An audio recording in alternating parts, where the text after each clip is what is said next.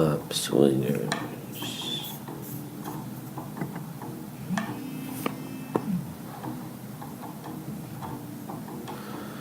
At times, they feared they were already lost, but that's all in the game.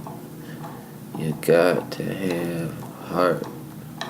You got to have faith. Because like the immortal Lou Reed said, first thing you learn is that you always got to wait. And it was a thought that was not permitted to linger. One of the mechanics, the best of the bunch, was an old German dude they called Fritz. That was a known escaped Nazi, but he knew his way around an engine. It didn't matter what kind, so the company kept him on. The Mop Swingers tried to avoid him. You push the can around the corner. Stay on safe topics like the Fast and the Furious series. Peter whipped out a bag. An impressive series. It got so bad that eventually it started to come up. You emptied a few cans in rapid order.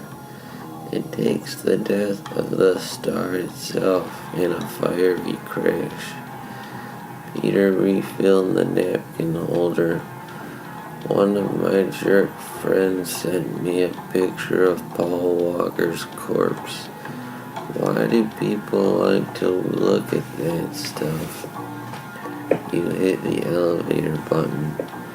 I wonder if his last thoughts were how delicious the irony was.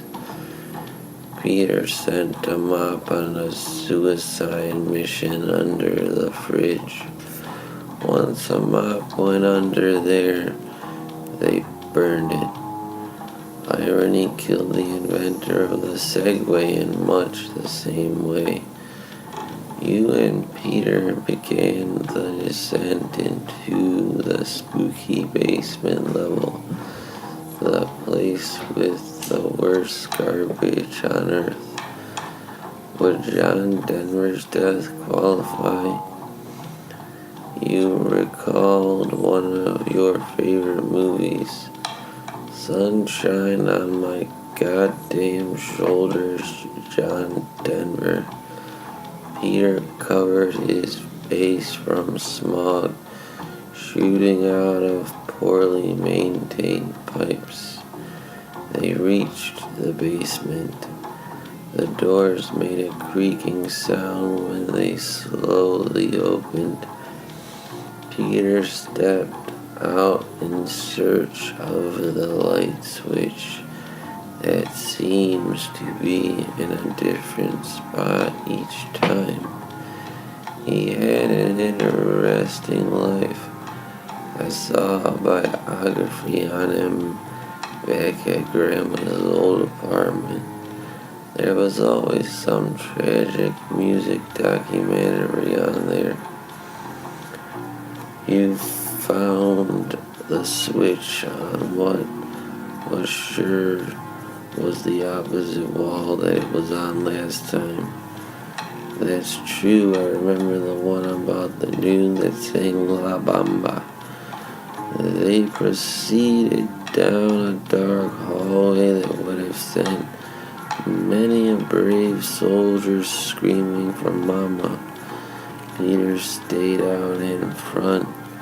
He thought he heard something sneaking up on them. He turned, expecting perhaps welcoming death. An old button man would rather die than do one shift of this. Your face went through a spider web. You almost went into cardiac arrest. Then you pulled yourself together. I was listening to Coppola talk about the conversation. He was talking about his early career. He said he had 2 sons, a wife, and no money. Then he did Apocalypse Now, and he's 32 million in debt.